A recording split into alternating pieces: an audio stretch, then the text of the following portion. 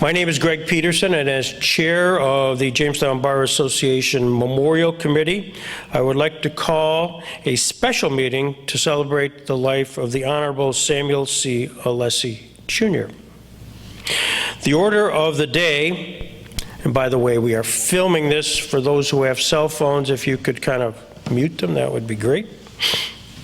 I'm going to start off the agenda for just briefly to discuss the passing of longtime Chautauqua County stenographer Paul Keating. Then I will commence the celebration of life of the Honorable Samuel C. Alessi, Jr. by reading the obituary. We'll show an excerpt of an interview I did with Judge Alessi. Then I'll open the floor for comments. With regards to now the celebration of life of Samuel C. Alessi, Jr., I would like to read excerpts from the obituary. Samuel C. Alessi, Jr. of 16 Rowley Court died Sunday, July 5th, 2020 in UPMC, Chautauqua. A lifelong Jamestown resident, he was born May 19th, 1932, a son of the late Samuel and Ethel Olson Alessi, Sr. He was a 1950 graduate of Jamestown High School, received a bachelor's degree in 1954 from Cornell University, when he was a classmate of Ruth Bader Ginsburg, and a Juris Doctorate from Albany School of Law. He practiced law from 1959 through 1974 with the firm of Alessi and Alessi, along with his father and brother. He later served as Jamestown City Court judge from 1974 through 1993, becoming the first full-time judge in the city's history. He was fortunate to have two mayors of Jamestown appoint him to positions. Mayor Fred Dunn appointed him to the Municipal Airport Commission and reasoned that if Sam was to serve on that board, he should learn how to fly, which he did, obtaining a commercial license and an instrument rating. Sam always carried his pilot license in his wallet for nostalgia, but would never pass the physical exam in later years. Mayor Stan Lundeen appointed Sam to the Jamestown Community College Board of Trustees, and from there he rose to the chairmanship and ultimately the president of the Association of Boards of Community College of New York State. He served on the Chautauqua County Legislature in the early 1970s. Surviving are his wife, Gretchen Alessi, whom he married September 25th, 1992, and two children, Susan Alessi of Fort Myers, Florida, and Mark Alessi of Conewango Valley, New York, and I'd like to recognize that Mark has joined us today. I did get a couple of notes, one from Raleigh Kidder that said, "I served on the county legislature with him, a class act all the way. I worked for he and Bob as law clerks between my second and third year of law school. In my first campaign for the Assembly, he flew me to Albany with 1,000 petitions to repeal the Rockefeller hot dog tax." We also lived on Chestnut Street, as did Joe Zanetta, who's joined us today by Zoom, and we're the neighbors of the Alessis. Joe Zanetta, there with the palm trees, wrote a quick note and said he'd listened to the interview that was posted and had this point, that Sam was a true leader, a gentleman, and a scholar who left a legacy of public service. I lived down the street from Sam on Chestnut Street, and he encouraged me to attend Cornell. With that, I want to pause and just share with you excerpts from an interview. The entire interview is online on YouTube. So with that, we'll pause and show that. So you're Samuel C. Alessi, Jr. Junior. Obviously, there's a Samuel C. Alessi, Sr. There was, yeah. Tell me about your dad. Well, my dad immigrated to this country from Sicily, and he was born in, I think, about 1902. And the family moved to Buffalo, and he grew up in Buffalo. He and my Uncle Tom entered the Army for World War I, and my dad was in the Army, and my Uncle Tom joined the Navy because he didn't want to get his uniform muddy. But when he came back, he went to university and law school and became a lawyer. And I asked him one time why he moved to Jamestown. He said, well, I looked around for a small community that was progressive. And at that time, Sam Carlson was the mayor, and we had the municipal light plant, municipal hospital, the whatever else was community oriented, and he thought that looked pretty good. So that's how he got here. He had to be one of the first Italian lawyers in Jamestown. I think so. He and Mike Lombardo, I think. Yeah. Do you ever talk about that aspect of the Italian, Swedish? Not very much. Because he married my mother, who was Swedish, and trying to think of the relationship. She was the sister-in-law of D. Lawrence Carlson, who was the brother of Sam Carlson. Mm-hmm. So that was that. And they got married. I asked him if he ever had any trouble with my mother's parents. He said no. He said he went to talk with my grandfather, and he said, look, Ethel isn't marrying all of Allen Street, and I'm not marrying all of Sweet Hill. We're just getting married to each other. And he said he never had any trouble. My dad introduced me to the town club, the Roundtable. And I learned more about economics and other things at that table than I did in college. It was great. He was always referred to as Bob Jackson, and I understand he preferred that. So I tell people if I use Bob Jackson, don't think I'm putting on airs. That's just the way I grew up, But people at the round table talked about him quite a bit. I don't think he ever came when I was there, but he would come when he was in town and have lunch. I know there's a picture somewhere here of that autograph by Robert Jackson to Samuel C. Alessi. Mm-hmm. That was a cover of Fortune magazine, I think, that photograph was. Yeah. Do you remember who were the parties who normally would sit at that round table? Yeah, pretty clearly. D. Lawrence Carlson. Well, first of all, Ernest Cockcroft was the dean, and his strong point was history and biography, because he was a bachelor, so he could spend a lot of time reading, and he did. He would become enraged if somebody said, I didn't have time to read that. He would blow up. But Ernest Cockcroft, D. Lawrence Carlson, my dad, Carl Hammerstrom, the doctor, Carl Blomquist, CPA, very eminent person, who would announce that he was an atheist whether you asked him, Carol Hall was the director of the municipal lab, which no longer exists.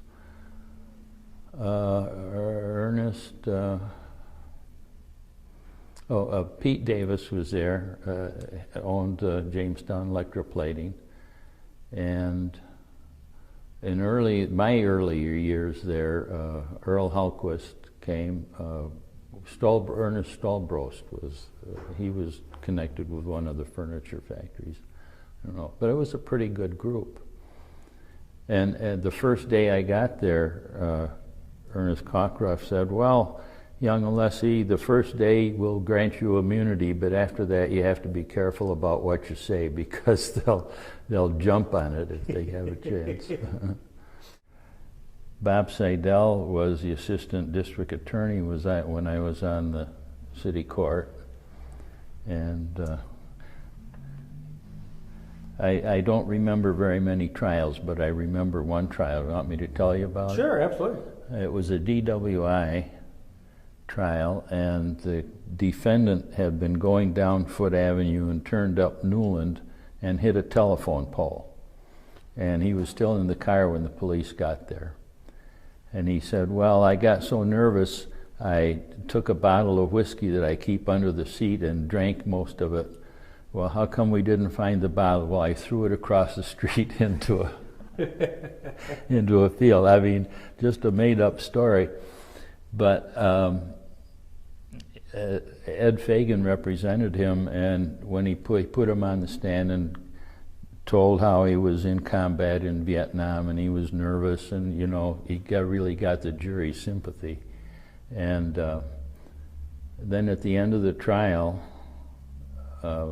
Ed made a motion that I could to direct the jury that they could find him guilty of impaired or intoxicated or not guilty. And Bob objected. He said, no, the evidence is so strong that he was really intoxicated. I said, so you want all or nothing, right? And he said, yeah. So I said, okay, I'm going to deny the motion. Mm-hmm. And the jury found him not guilty. And Ed told me later, they were thanking the jurors as they went out, and one little old lady came up and said, young man, don't you ever do that again. So I learned you never can predict what a jury's going to do. Give me your best Howard Crossley story. Howard was in the Kiwanis Club, and the Kiwanis Club had a kind of a roast of local people. And he made up a song, and I can't remember the words, but he made up a song based on one of the popular songs of the day. I wish I could remember it, but I can't.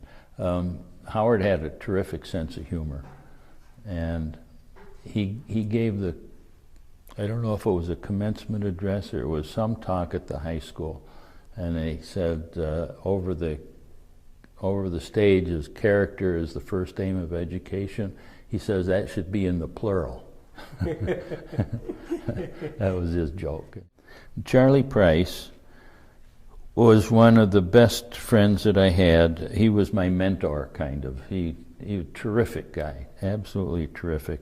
One time when I was just starting, we had something, I can't remember what it was, some kind of a business thing. And he came down and said, I think we should do this and this and this. And I wasn't sure about it, so I went into my dad and I said, Charlie says we should do this and this. He didn't even look up. He said, whatever Charlie Price says is okay. Okay. So that, yeah, I just had a lot of respect for him. Julie Wilson. And her husband was what was his first name? He was the fellow that was very active in ecological movement and stuff like that. And he got his legs cut off by a railroad train. Brian, that's who it was. Whoa, Brian Wilson. I didn't know the two were. I didn't have that connect. Yeah, they were married, and he thought he was going to stop the train. Well, his train didn't stop, and tragic accident. No, she was a sharp, very sharp lady. Yeah. She moved. I guess I can't remember. She moved out of town. Yeah. I guess when. I wasn't here that long. No. And then Fred Larson came in. Okay. Young lawyer, just out of school, came in and said, "I'd like to work in your office." We said, "Fine, good idea." Yeah. And then they made the city court full time, so I had to get out of the practice. And Fred and my brother were there together, and then Fred moved out. So my brother was there, and he ended up almost being the caretaker for Ruth Sternberg, who was Jackson's secretary. Mm-hmm. And Ruth moved to Washington when Jackson went to Washington, but she didn't like Washington, so she came back here, and my dad hired her for his terrific secretary. And she became a close personal friend. What was she like? Ruth Sternberg, what was she like? She grew up in Frewsburg, which probably how she got acquainted with Jackson. I got my initiation in court system. I represented a fellow who'd been charged with some domestic either non-support or something from Frewsburg, and Willard Cass Sr. represented the plaintiff. And the case came in city court. Les Berglund was there. This was in the early 60s.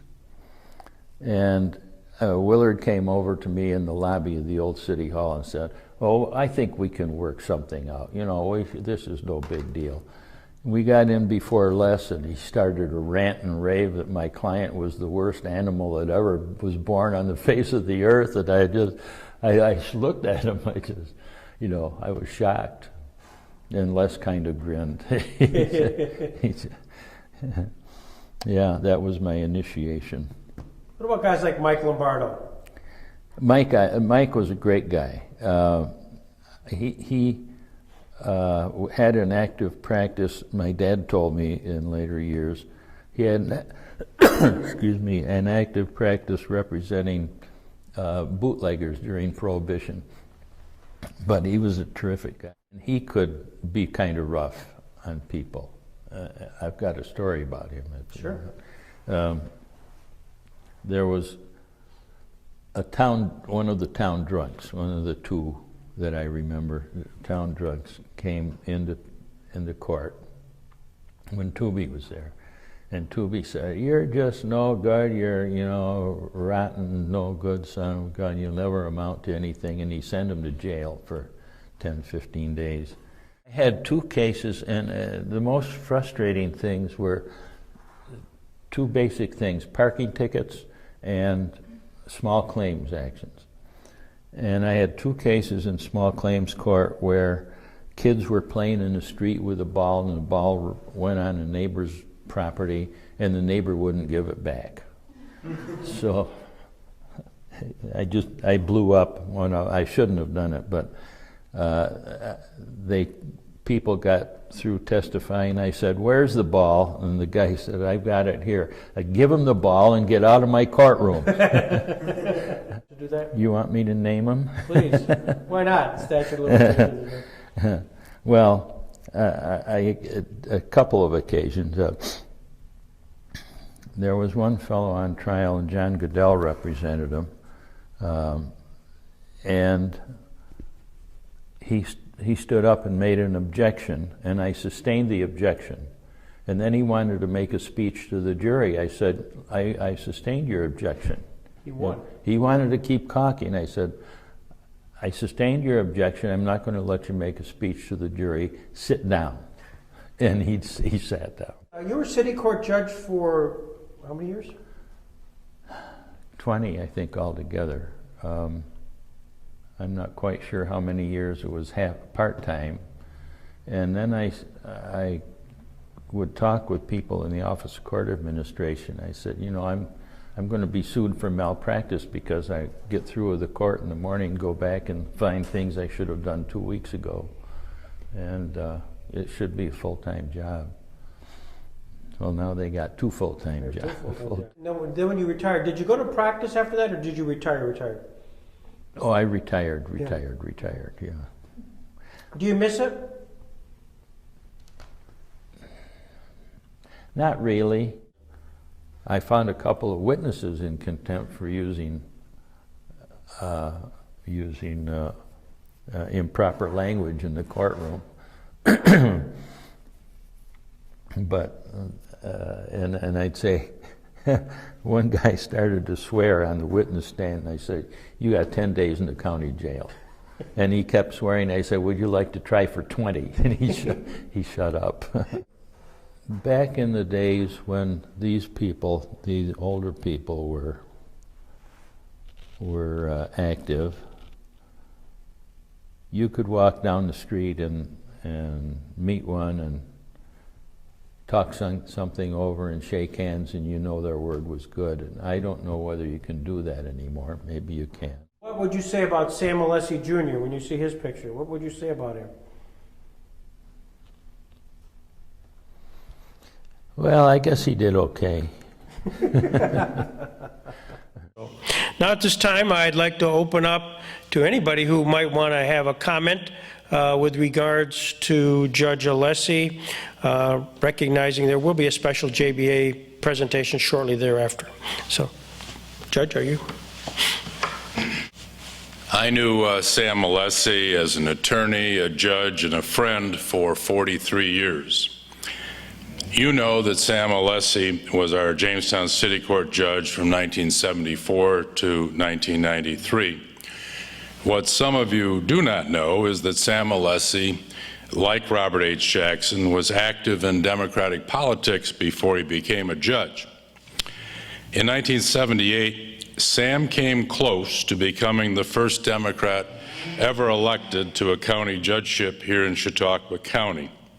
We have in our presence today the first Democrat elected to Congress who made it to Congress back in 1976, Stan Lundeen. So 2 years after that, Sam came close to being the first Democrat elected to any county judgeship. Of interest to lawyers today might be that Sam lost what was then called the Liberal Party. He lost the Liberal Party line to the Republican candidate who's here today when the New York Court of Appeals, by a 5-2 vote, threw out Sam's Liberal Party petitions. The chief judge was one of the two dissenters. Sam did take comfort in having the chief judge on his side in that dissent.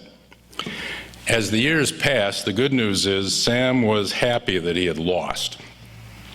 Sam realized he was better off as a Jamestown City Court judge than as a family court judge, dealing with family court issues day after day. In public life, Sam had three great loves. Having graduated Jamestown High School in 1950, the year that Jamestown Community College became the first community college in New York State, Sam viewed JCC as a great asset to Jamestown. He was chair of the JCC board from 1979 to 1988. Sam, in fact, wanted his memorial gifts now to go to the JCC Foundation. Another great love of Sam's was the Jamestown Airport. Sam became a pilot, and as a county legislator in the early 70s, he was a tremendous champion of the Chautauqua County Airport at Jamestown. The next part I confirmed yesterday with attorney Mark Hampton. It was a story that I had heard years ago, and now it's confirmed. Sam was the attorney who incorporated Chautauqua Airlines, which went on to have a great 22-year run here in Jamestown, at one time employing 170 employees based at the Jamestown Airport. Just within the last year, Sam wrote a letter to the editor of the Dunkirk Observer, in which he argued, quote, "To remove Chautauqua County from the National Aviation Network would be a grave mistake," unquote. Sam did not understand how the local newspapers could think Jamestown was better off with no air service since January of 2018. Sam was dedicated to and proud of his Jamestown High School class of 1950. In 2002, his class of 1950 began a Jamestown High School Scholarship Fund. It is by far the biggest scholarship fund by any JHS class.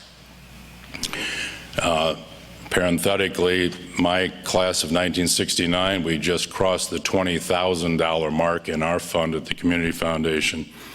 I believe Sam's class of 50 fund is over $200,000.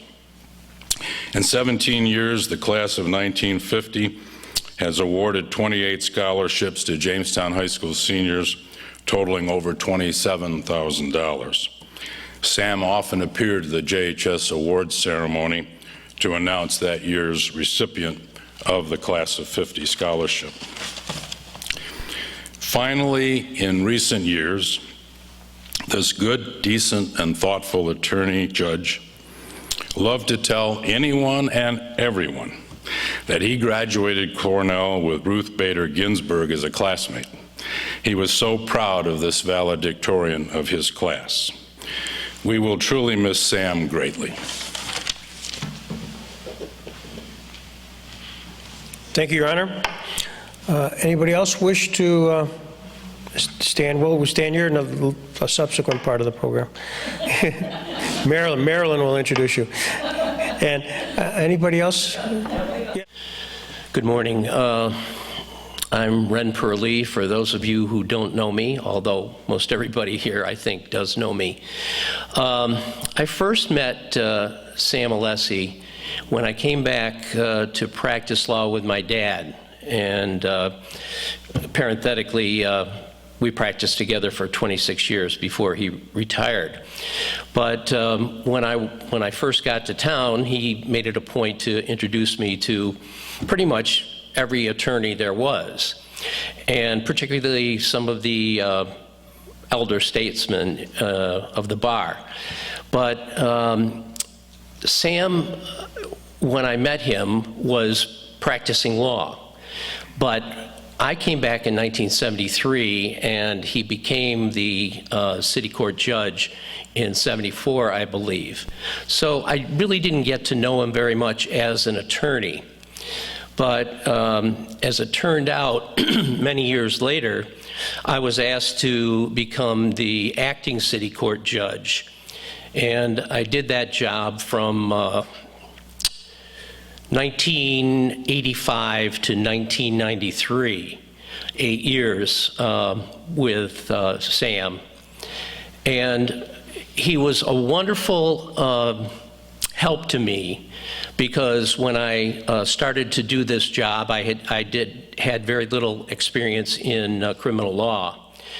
And so he was very organized. He had a book where he had written down lots of things about what you should do and not do on the bench. And I was really grateful for that. And we got to be, over those 8 years, quite good friends. And I was really, really happy when he finally felt that it was time for him to retire, because I know that, you know, he had gone through losing his first wife, Rowena, and that was very, very difficult for him. But as time went on, Sam and his wife, excuse me, Gretchen, decided to join First Presbyterian Church, which is the church that I've been a member of since I was 5 years old. And so he and Gretchen became kind of a very stalwart older couple. And my wife Patty and I became pretty close friends with them, and had, you know, wonderful interactions and so on. So I just wanted to say that Sam was a very giving person, very loving person, and someone who would go out of his way to help you if he possibly could. So Sam was a wonderful judge, and I got to know him originally in that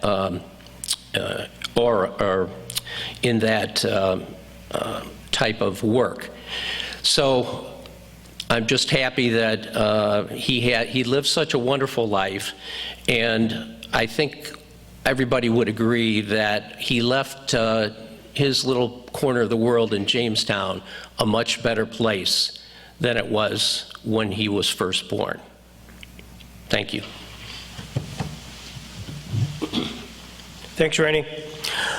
I also would be remiss if I didn't take the benefit of the chair, Lynn, you're coming up, to just simply say how much Judge Alessi, during his volunteer retirement day, spent time here at the Jackson Center. And in fact, when he was in Arizona, delivered significant amount of information to the University of Arizona, and dealing with the Rehnquist Center, which was there, and just kind of communicating and bringing information back to us. He was very actively engaged here at the center, and for that will always be a sense of the biography in our mind's eye. Judge Hartley? I guess I have a somewhat unique relationship with Sam Alessi, having practiced in front of him, having practiced with him and against him and appeared in front of him and having run against him in an election. In all of those different positions, Sam was a gentleman and a very, very polite man to deal with on each and every occasion. It was always a pleasure to be in front of him and to work with him, and he is someone that will be long remembered in our bar association and will be greatly missed by all of us. Thank you, Judge. Arthur Bailey? Yes. I would like to once again state that the Jamestown Bar Association is the only one that I've ever known, having visited many, many different bar associations over the years in other states, and certainly in other capacities, but nobody else has this tradition of all members, fellow attorneys, meeting for a memorial that only deals with the attorneys themselves, including judges, and a transcript of it is always prepared and given to the family that survives in order that they can know what the deceased attorney colleagues really thought of the man. And the more they generate, the more fabulous job that Greg Peters has done since he took over this memorial committee function. I'm talking like decades ago now. But for my part, I would like to comment on Sam Alessi's person, not so much as a judge. With respect to his being a judge, he had that one quality that some judges do have, most judges acquire, and all judges should have, and that is the ability not to become emotionally involved in cases before them. Sam Alessi had that quality, and many times he was tested. Some you heard about in the tape, some you didn't. And it relates both to the lawyers in front of him and the clients, but he was always rather unflappable. And I think anybody that had matters before him would agree with me when I say he never did anything other than to try to reach a correct result.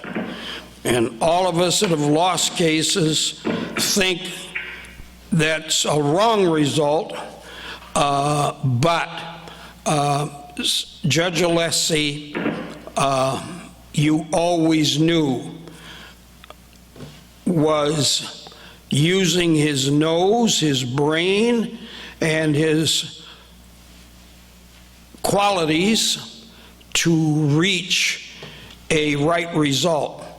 But the thing that was most outstanding years ago, and we came into the bar within 2-3 years of each other, I followed him in, and the quality that has been mentioned here before, I don't think has been mentioned enough. And that is when Mayor Fred Dunn appointed him as a simple member of the Airport Commission.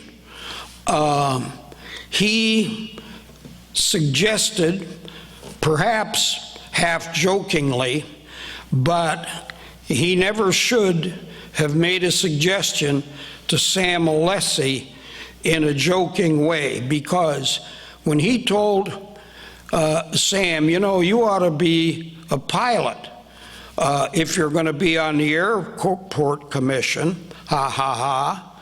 Well, let me tell you something. As a very young member of the bar that came in at the same time, I believed then, and through law school I believed, that any attorney that couldn't fly his own plane in the early 60s and thereafter was going to be as obsolete as a lawyer who could not drive back in the 30s. And consistent with that, I was able to buy my first airplane in early 60s, and later when Sam was on the Airport Commission, Warren Skelton, who has since died, but he was the trainer of practically all of the local pilots, and I had gotten as far as my private pilot's license, which simply means you can fly your own plane on days which are totally sunny, no clouds appearing anywhere, and as long as you can see the ground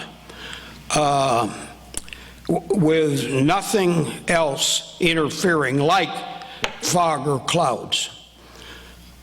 Along came Sam, and in a matter of weeks, he got his own pilot's license because he felt obligated to do that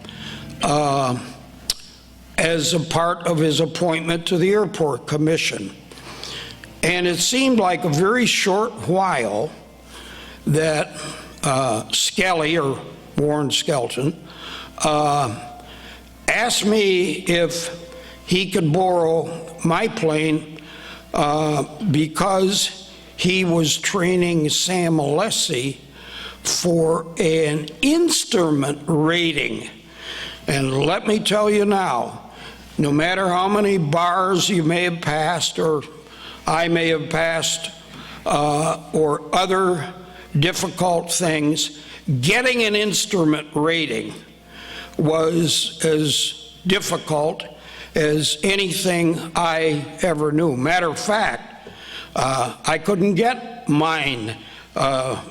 There were elements at the end, and when I got able to fly, period, that was good enough to me. But in a matter of a few months, a few weeks, Sam got in my plane an instrument rating and was competent from that day till the last day he flew. He went even beyond that and got a commercial pilot's license, which is another 3 or 4 times more difficult because of the fast-moving judgments that have to be made from spinning needles and so on in front of you. And all my life, I respected Sam Alessi for that accomplishment. As far as practicing before him, none of us who are crazy to win can understand when we lose. But in the case of Sam Alessi, I never, ever felt that I was treated unfairly or anybody else got an advantage that they shouldn't have. And I wouldn't want the record of this ceremony today to come to an end without that other dimension of Sam's life. Thank you. Thanks, sir.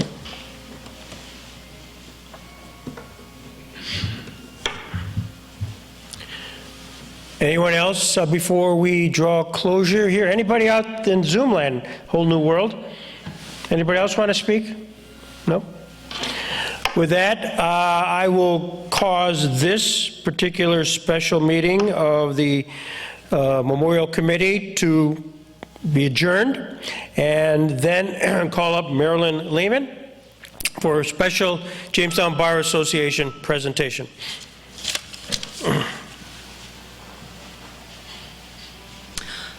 I think it's still morning, right? Good morning. My name is Marilyn Fiore Lehman. I'm the chairman of the Jamestown Bar Association committee, and we've been awarding since 2000, the year 2000, for 20 years now, a community service award. We've given this out to various attorneys and judges over the past 2 decades, to those individuals that have demonstrated a dedication to the community in which they live and in which they work. And this year, it is my privilege to not only, to not only honor Judge Alessi, but also, who's a Jamestown legend, but also to introduce another Jamestown legend, Stan Lundeen. But before I do that, I just want to give my own little speech about how I first met Judge Alessi. I had an interesting 2 first appearances before Judge Alessi. One as a defendant. Let me qualify that. I was a senior in high school. I went to high school with his son Mark, who's going to come up here in a little while. But we were seniors in high school, and if you know where Jamestown High School is, you know that the post office is located directly across the street from the high school. And when students would leave the Jamestown High School, we would inevitably walk through the post office parking lot. And there, of course, have always been, for years, no trespass signs in the post office parking lot. Well, apparently, the post office, when I was a senior in high school, decided that the traffic from the high school was impeding their postal trucks, and so they had indicated to the police that if they saw students walking through the parking lot, they wanted them arrested. So I was, unfortunately, part of a group of students walking through the post office parking lot on that first day. So we were brought down to the police department. We were issued tickets. Well, now I'm very late getting home, and I had to call my parents and let them know that they had to pick me up from the police department.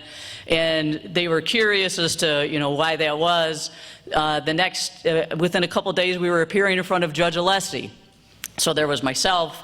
I think Sam Restivo was one of the individuals that was walking with us at the time. So, very, prominent Jamestown High School seniors at the time. And Judge Alessi, I remember him sitting from the bench and he knew we were all classmates of his son Mark, and he was very grateful that Mark was not in that grouping of students that particular day.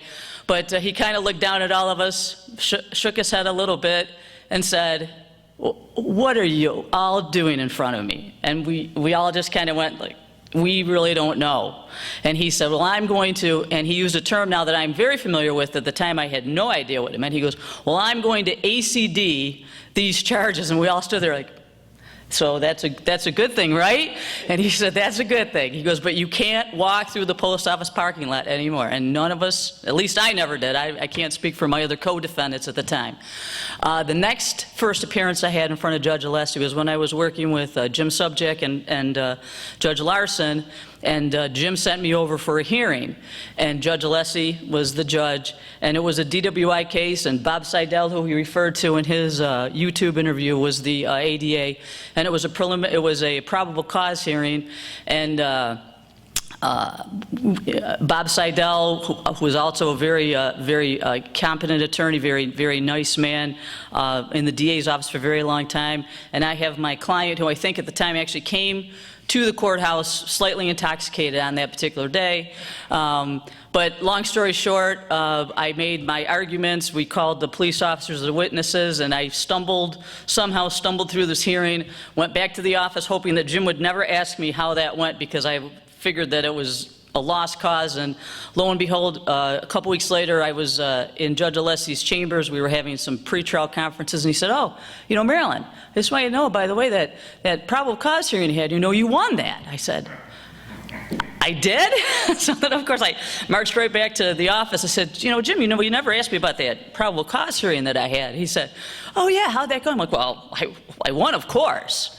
You know, but so Judge Alessi, so I've known Judge Alessi for 40 years, because Mark and I have been out of high school now for 40 years. Another interesting story that I had from Judge Alessi is we had I believe it was our 25th high school reunion, which would have been, and we had our Friday night event at the Elks Club, and I knew that the event was double booked. We were going to be double booked with the class of 1950, and so I figured it was going to be okay because they were going to have the front room, we were going to have the back room, and one of my classmates was kind of panicking about that, but it turned out to be great because Judge Alessi was in that class, and there were some other classmates of mine, their parents were in that class, so we actually had a really fun event. We had, you know, parents, and we had a reunion with our parents essentially, so it was very fun. Also, when I was a senior, I had the other opportunity to become involved with the other Jamestown legend that I'm here to introduce today, and that's Stan Lundeen. I was recruited by, at the time, the Byrne brothers, Tim and Pat, and they were campaigning for Stan when he was running for mayor. And they said, "Hey, we're going to go out, we're going to be distributing flyers, we're going to be distributing them at houses and cars, and you want to come out and help us?" I said, "Sure." So I got involved in it. That was my first campaign I was ever involved with, and that was also when I was a senior. So without any further ado, I would like to introduce, it's my privilege to introduce Stan Lundeen, who really doesn't need any introduction because he truly is, like Judge Alessi, a Jamestown legend. Stan?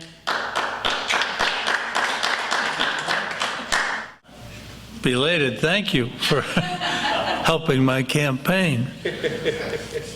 Sam was a gentleman. He was gentle, not as a judge, but gentle in his approach to things, and that was a great interview, Greg. But he also was a man of great integrity, and I think that I don't need to elaborate on many stories that have been told that illustrated that. He also had a real sense of humor. When I was first inaugurated as mayor, the inauguration was held down at Jamestown Community College because the City Hall was being constructed. And I don't know if I had actually announced it in the paper, but I had designated Sam to be the corporation counsel. And much to my surprise, we learned that Sam lived one house outside of the city of Jamestown, and that Warren Erickson had discovered this, and he was going to raise holy hell at the inauguration. And Sam comes up to me and talks to me about it, and he said, my brother Bob lives in the city, and I think he might be willing to be corporation counsel. And I said, okay, that sounds good to me. And so he said, I just have one request. I said, what's that? He said, could I have a seat right down front? And I said, sure, why? He says, I want to see Warren Erickson's face when he finds out that you're appointing Bob Alessi as the corporation counsel. And he got that Sam Alessi silly little grin on his face. I had a lot of experiences riding in Sam's plane, and I won't go on about many of them, but one night we were flying into Olean at night, and the runway wasn't lit. And I said, Sam, what are we going to do? He said, maybe we should go in the dark. just to pull my leg, you know. He had a little button there that turned on the lights, and we landed. Another time was I had just been elected to Congress, and one of the big help I got was from my neighboring Congressman Matt McHugh, and he had a fundraiser in Binghamton on the Thursday after my Tuesday election, and of course I was tired, dead beat, and who was the speaker that night but Hubert Humphrey, and he went on, and they'd give him a standing ovation, and he thought that that meant that he should do an encore, so he'd start speaking again. And finally he said, you know, I started out yesterday, and now I think it's past midnight, so I better stop because they'll say that Humphrey speaks so long that he starts one day and doesn't finish till the next.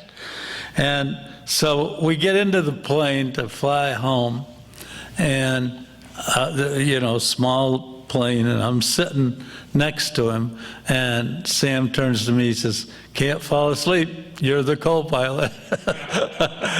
But we made it, and our friendship matured. In later life, I think it was after his pilot days, he and Gretchen, of course, got a mobile home and drove all over the country. And it was amazing how many people I would run into where we spend the winters in North Carolina or elsewhere who said, "Hey, we ran into some guy from Jamestown who knows you, Sam Alessi." And it was in a RV park somewhere or another in America. I'll never forget Sam. He was a great person, and he contributed enormously to this community, and we're here because we're his friends and because we admire him and all the work he did. Thank you. Thank you, Stan.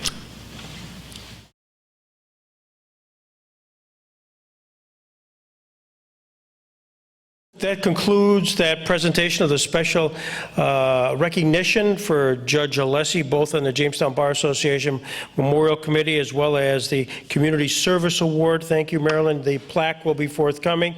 But most importantly, we have videotaped this, and so that will be part of the permanent record. We will also have a transcript which we'll provide to the family. And if there's no other action, I will call this meeting adjourned, and thank you all for coming.